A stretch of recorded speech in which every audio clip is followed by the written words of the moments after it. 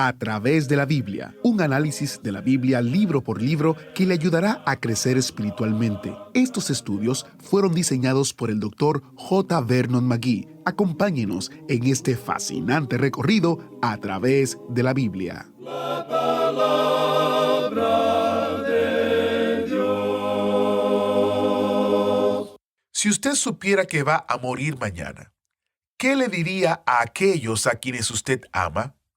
¿Tendría usted algún consejo o pensamientos finales que quisiera compartir?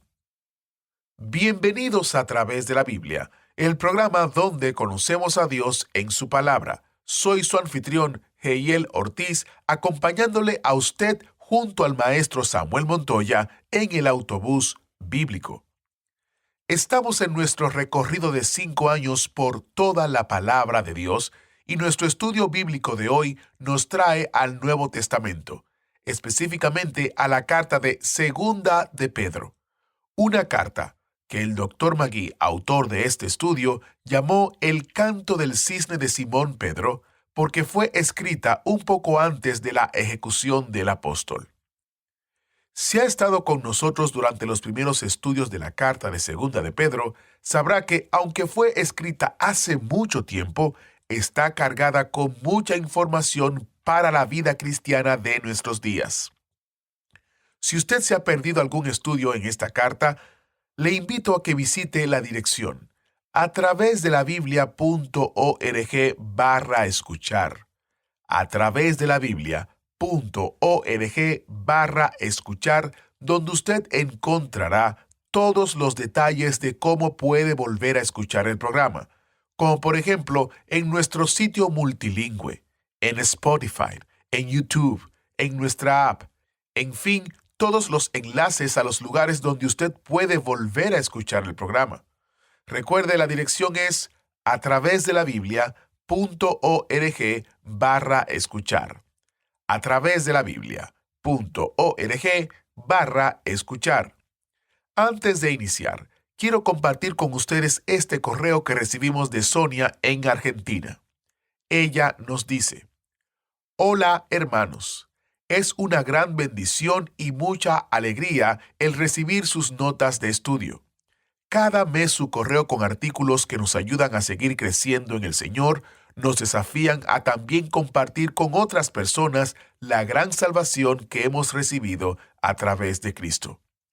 Mucho más podría decir, por el momento que nuestro Señor Jesucristo continúe bendiciendo la preciosa tarea de llevar la buena semilla a todo el mundo. Sonia, Entre Ríos, Argentina. Gracias, Sonia, por compartir con nosotros cómo este ministerio bendice su vida.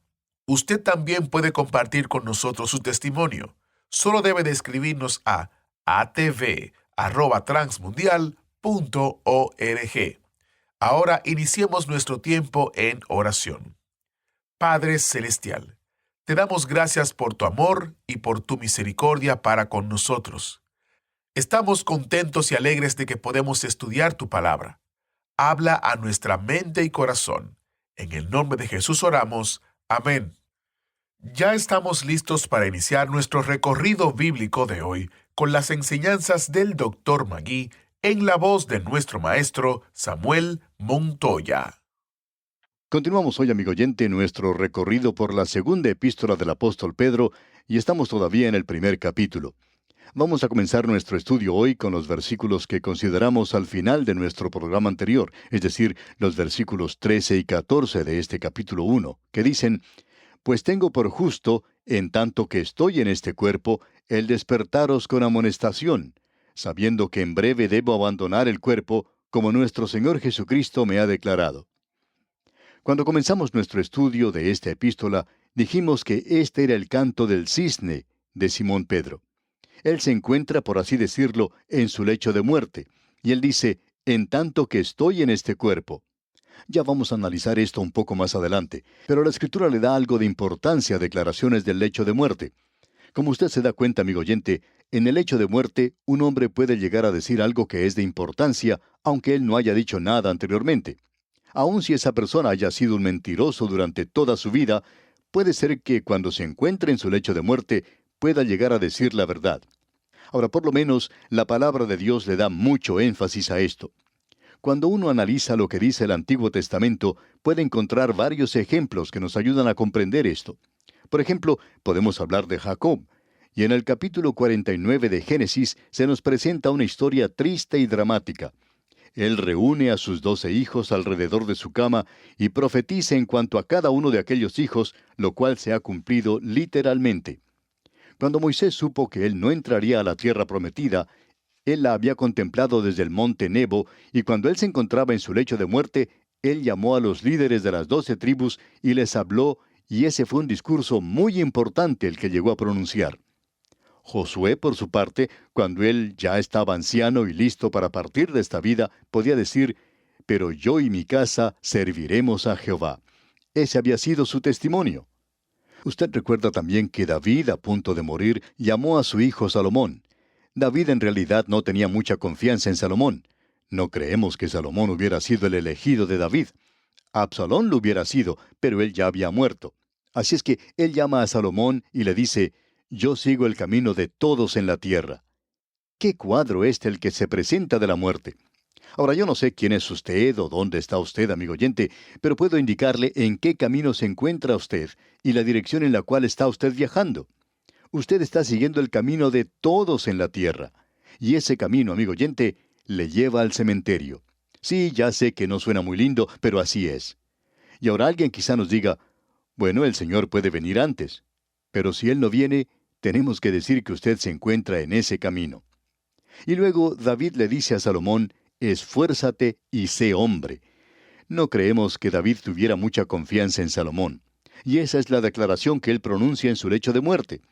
Y luego, el mismo Señor Jesucristo, cuando Él entró a Jerusalén para esa última Pascua, presentó muy claramente a los suyos esa noche en el discurso del aposento alto, que esa sería la última oportunidad con ellos mientras se encontraba aquí en la carne, antes de morir y resucitar en un cuerpo glorificado. Él dijo, «Todavía un poco y no me veréis, y de nuevo un poco y me veréis, porque yo voy al Padre». Y luego ya hemos visto al apóstol Pablo en su segunda epístola a Timoteo. Ese es su discurso en su lecho de muerte. Y allí encontramos su canto del cisne, digamos. Él dice, «Porque yo ya estoy para ser sacrificado, y el tiempo de mi partida está cercano. He peleado la buena batalla, he acabado la carrera, he guardado la fe.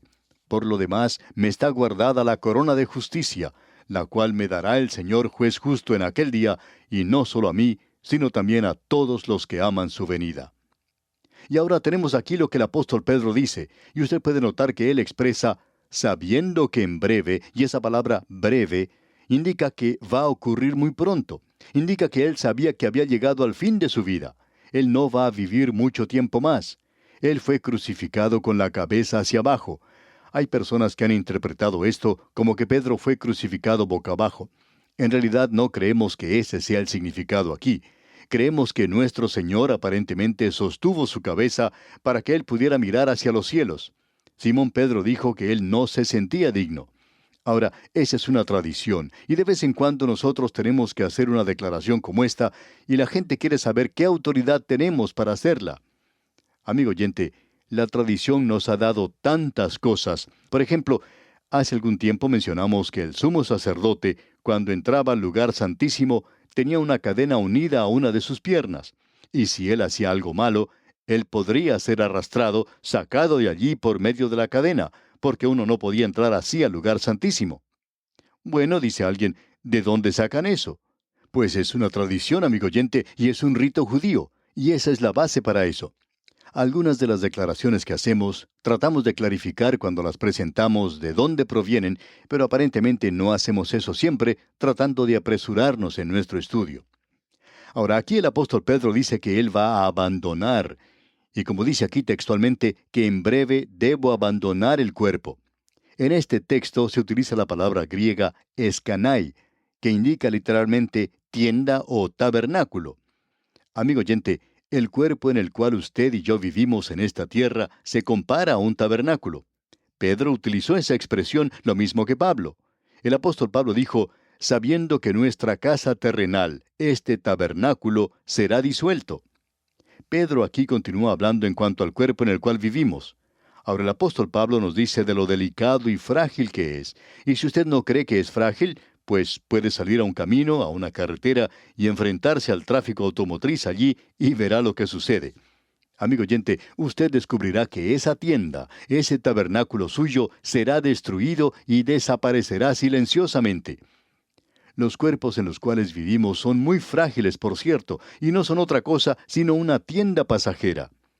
Amigo oyente, este pequeño cuerpo que usted y yo tenemos como creyentes va a dormir, y como la Escritura dice, dormirá en el polvo de la tierra.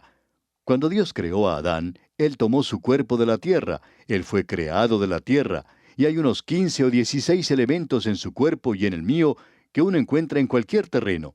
Y ese es el cuerpo, y el cuerpo va a dormir en el polvo de la tierra. Ahora usted no puede poner su alma a dormir allí para salvar su vida. Y en primer lugar, la palabra para dormir indica el acostarse. Y la palabra clásica griega indica el ir a la cama, o sea, el ir a acostarse. Cierto hombre creía que las almas duermen. Y cuando conversó con su pastor, el pastor le dijo que eso quiere decir que se va a acostar y le dijo, indíqueme entonces cuál parte del alma uno pone debajo de las sábanas y cuál pone sobre la almohada. Y ese señor, pues, no pudo responder, por supuesto, a esa pregunta. Todavía no ha podido responderla. Amigo oyente, ese cuerpo que tenemos es como la ropa que nosotros nos ponemos. Es como una tienda, algo muy débil. Y uno de estos días vamos a tener que dejarlo de lado. El apóstol Pablo dice, en nuestro cuerpo nosotros gemimos. A veces cuando llegamos a una edad avanzada en nuestra vida, cuando nuestros cuerpos ya son ancianos, nos quejamos mucho cuando tenemos que hacer algún esfuerzo. Y el apóstol Pablo dice que nosotros gemimos en nuestros cuerpos. Y el apóstol Pablo también dice, ausentes del cuerpo, presentes con el Señor. Amigo oyente, esa es la forma en que Pedro y Pablo hablan en cuanto a la muerte. Y él regresará a este tema nuevamente en lo que nos seguirá diciendo dentro de algunos instantes. Ausentes del cuerpo y presentes al Señor. Y esta pequeña tienda en la cual nosotros vivimos se coloca en la sepultura y allí va a dormir. Eso es lo que hace el cuerpo. Pero el alma nunca muere, y el alma nunca es resucitada de entre los muertos porque nunca ha muerto. La palabra resurrección se refiere al cuerpo. Esa es la palabra griega, anastasos, y quiere decir ponerse de pie. Hay una forma de observar lo que resta en esta epístola del apóstol Pedro que puede ser un poco difícil de comprender para nosotros, pero queremos mencionar que tenemos dos fuerzas que están en este mundo. Una de ellas es la que se conoce como fuerza centrífuga. Esa es una fuerza que empuja las cosas hacia afuera del centro. Si usted lanza una pelota, por ejemplo, a la cual le ha amarrado una cuerda y la hace girar alrededor suyo, podrá observar que trata de escaparse de usted. Bueno, esa es la fuerza centrífuga. Luego existe otra fuerza, una fuerza llamada centrípeta. Y esa es una fuerza que empuja hacia adentro. Pues bien, él ahora va a hablarnos aquí en cuanto a la actitud hacia la palabra de Dios y la apostasía que se acerca, que ya se aproximaba en su día y que ya ha llegado en nuestro día. Era como una pequeña nube del tamaño de la mano de un hombre en los días de Pedro y de Pablo, pero en nuestro día es como una tormenta que ya se ha desatado. Ahora la actitud es hacia la palabra de Dios. Hay dos aspectos de este tema que Él nos presenta para nuestra atención y consideración. La actitud hacia la palabra de Dios en los días de la apostasía. Estas son fuerzas que están en conflicto en relación con el mundo. Existe esa fuerza centrífuga, esa fuerza que empuja hacia afuera del mundo en el cual usted y yo vivimos en el presente. Luego tenemos esa otra fuerza, la fuerza centrípeta, que nos atrae hacia el mundo hoy y que nos aparta de la palabra de Dios. Ahora veamos esta fuerza centrífuga, la palabra de Dios. Es la única cosa que nos puede apartar del mundo. La palabra de Dios nos quiere sacar, nos quiere apartar del mundo hoy. Cierto hombre dijo en una ocasión que él era un alcohólico cuando comenzó a escuchar este programa de la palabra de Dios. Ahora nosotros no tuvimos que hacer nada con esto. Fue la palabra de Dios la que le sacó a él, le apartó de la botella, del mundo, y le atrajo a él hacia la palabra de Dios. Ahora, de eso es de lo que Pedro nos hablará aquí, porque se presenta esa cuestión. Él dice, nosotros debemos hacer nuestro llamado y nuestra elección más segura. Él dice aquí, yo quiero que ustedes sepan que tenemos una autoridad. Ahora alguien quizá pregunte, ¿cómo saben ustedes qué es la palabra de Dios? Bueno, escuche lo que dice aquí el versículo 15 de este capítulo 1 de la segunda epístola del apóstol Pedro. Dice, también yo procuraré con diligencia que después de mi partida vosotros podáis en todo momento tener memoria de estas cosas. Nuevamente el apóstol Pedro menciona aquí su muerte y él utiliza una palabra muy interesante. En realidad es la palabra éxodo, y eso indica que la muerte no acaba con todo. Cuando los hijos de Israel salieron de Egipto, los egipcios dijeron, nosotros ya no tenemos nada que ver con ellos. Con esto se acaba todo. Pero no fue así. Lo que en realidad ocurrió es que ellos continuaron en el desierto y al fin llegaron a la tierra prometida. Y Egipto parece no haber terminado con ellos aún en el día de hoy. Así es que eso es un éxodo. Después de mi partida, de mi éxodo, después de que yo me haya ido, dice Pedro, quiero que vosotros podáis en todo momento tener memoria de estas cosas. Escuche lo que él dice. Tenemos aquí entonces el poder atrayente de la palabra de Dios que nos separa del mundo hoy. Ahora, ¿cómo sabe uno que esto es la palabra de Dios? Bueno, el versículo 16 dice, porque no os hemos dado a conocer el poder y la venida de nuestro Señor Jesucristo siguiendo fábulas artificiosas, sino como habiendo visto con nuestros propios ojos su majestad. Esto es algo muy importante de notar de nuestra parte, amigo oyente. Él va a hablar aquí de la transfiguración. Él dice en este versículo 16 otra vez, porque no os hemos dado a conocer el poder y la venida de nuestro Señor Jesucristo siguiendo fábulas artificiosas, sino como habiendo visto con nuestros propios ojos su majestad. Porque no hemos estado siguiendo fábulas artificiosas. La Biblia, amigo oyente, no es un montón de mentiras. La Biblia no es un cuento de hadas. La Biblia no es un mito, sino que está basada en los hechos. Y si usted es sincero, amigo oyente, y quiere abandonar sus pecados, Dios hará que esto sea real y verdadero para usted. Él ve lo que se encuentra sobre sus ojos. Está allí no porque nosotros seamos ciegos mentalmente, sino porque no queremos abandonar o dejar nuestro pecado. Cuando usted y yo estamos dispuestos a hacerlo, entonces Él hará que esto sea real para nosotros. Y en este versículo 16 Él dice, porque no os hemos dado a conocer el poder y la venida de nuestro Señor Jesucristo, siguiendo fábulas artificiosas, sino como habiendo visto con nuestros propios ojos su majestad. Permítanos decirle, amigo oyente, que esto quizá causa un poco de confusión. ¿Cuándo fue que Simón Pedro vio el poder y la venida de nuestro Señor Jesucristo? Porque él dice, habiendo visto con nuestros propios ojos su majestad. Ahora él presenta de una manera muy clara que fue durante la transfiguración. Leamos los versículos 17 y 18 de este primer capítulo de la segunda epístola del apóstol Pedro. Pues cuando él recibió de Dios Padre honra y gloria, le fue enviada desde la magnífica gloria una voz que decía, Este es mi Hijo amado, en el cual tengo complacencia. Y nosotros oímos esta voz enviada del cielo cuando estábamos con él en el Monte Santo. Él se está refiriendo a la transfiguración. Y esto nos puede ayudar a explicar algo que siempre se presenta constantemente como una pregunta. ¿Qué fue lo que el Señor quiso decir allá en el Evangelio según San Mateo, capítulo 16, versículo 28, cuando dijo, De cierto os digo que hay algunos de los que están aquí que no gustarán la muerte hasta que hayan visto al Hijo del Hombre viniendo en su reino? Eso ha provocado que muchas personas digan que el reino fue establecido entonces. Pero desafortunadamente tenemos allí el fin de ese capítulo 16, y luego comienza el capítulo 17 del Evangelio según San Mateo. ¿Y cómo es que comienza este capítulo? Escuche usted. 6 días después, Jesús tomó a Pedro, a Jacobo y a Juan su hermano, y los llevó aparte a un monte alto, y se transfiguró delante de ellos, y resplandeció su rostro como el sol, y sus vestidos se hicieron blancos como la luz. Esa transfiguración era un cuadro en miniatura del reino en muchas formas. No podemos entrar en demasiados detalles hoy, pero tenemos aquí a Moisés y a Elías junto a Cristo. Moisés representando el Antiguo Testamento, y allí tenemos a la ley. Y allí tenemos a Elías representando a los profetas del Antiguo Testamento, esos profetas leales. ¿Y qué es lo que están discutiendo? ¿Están hablando de su muerte? Así es, están hablando de su partida, de su éxodo. La muerte de un hijo de Dios es un éxodo. Es como el pasar por una puerta de una habitación de este mundo a la presencia misma de Dios. De eso es de lo que ellos están hablando, porque eso fue lo que ellos escribieron en el Antiguo Testamento. Y luego tenemos aquí estos 3 apóstoles. Ellos representaban a los santos vivos y Moisés y Elías representaban a los muertos, a los santos del Antiguo Testamento.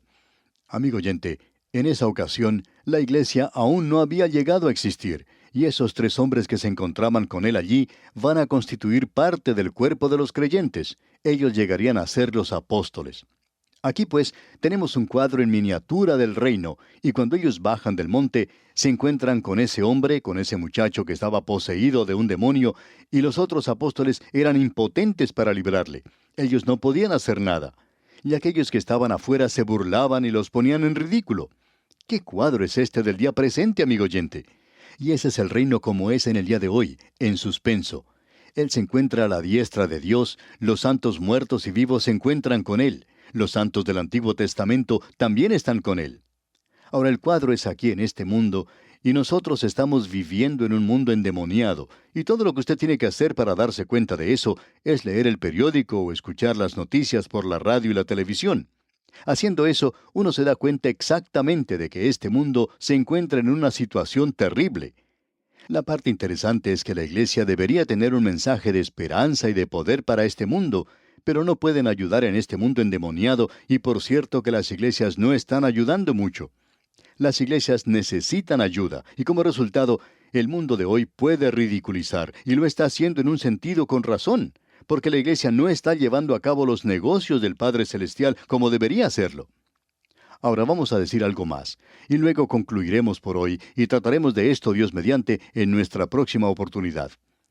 En el versículo 19 de este primer capítulo de la segunda epístola del apóstol Pedro leemos: «Tenemos también la palabra profética más segura, a la cual hacéis bien en estar atentos como a una antorcha que alumbra en lugar oscuro hasta que el día esclarezca y el lucero de la mañana salga en vuestros corazones». Vamos a decir solo una declaración hoy, y luego continuaremos en nuestro próximo programa. Lo que queremos decir es esto: nosotros estábamos con Él en el Monte Santo. Nosotros vimos, nosotros oímos, nosotros fuimos testigos de eso. Pero Él dice: yo quiero que ustedes sepan que ustedes tienen algo que es más tangible, más real que eso. Ustedes tienen la palabra profética más segura. Amigo oyente, hay muchas personas que dicen: si yo pudiera haber estado con Él allí. Pero aquí, amigo oyente, tenemos algo que es mucho mejor que eso. Si usted presta atención a lo que dice, y eso es la palabra de Dios. Esto le puede hablar a usted si usted abre su corazón y le permite a Él hablarle a usted en esta hora. Bien, amigo oyente, vamos a detenernos aquí por hoy. Dios mediante, continuaremos con este mismo tema en nuestro próximo programa. Mientras tanto, le sugerimos que lea el resto del capítulo 1 y también lea el capítulo 2 para que se familiarice con su contenido y esté así mejor preparado para nuestro próximo estudio. Que Dios llene su vida del conocimiento divino es nuestra ferviente oración. ¿Fue de ayuda para usted el estudio de hoy? ¿Desea enviarnos algún comentario de lo que ha estado escuchando? Entonces escríbanos, no espere más. Nuestro correo electrónico es atv@transmundial.org. atv@transmundial.org. Si desea recibir las notas y bosquejos de lo que estamos estudiando, suscríbase gratis en nuestra página en internet, a través de la Biblia.org/notas, a través de la Biblia.org/notas.